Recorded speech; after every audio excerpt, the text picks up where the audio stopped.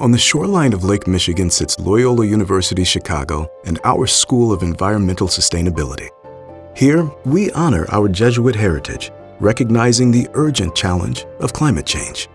We've been a leader for climate action for over 2 decades, actively applying innovative research toward a greener, more sustainable world.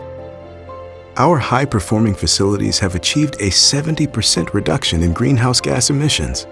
We have more green roofs than any other school in the Midwest, and with our climate action plan, we will be a carbon-neutral university by 2025.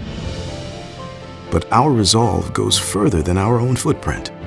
Since 2012, our university core curriculum has had an environmental issues course requirement, and through our flagship School of Environmental Sustainability, hundreds of future climate leaders are supported and inspired to act. We do this because for over 150 years, we've been called to a mission of doing good in the world.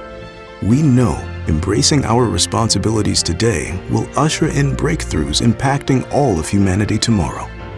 At Loyola University Chicago, we are called to create a more just and sustainable world, called to rise up and take action, called because tomorrow depends on it.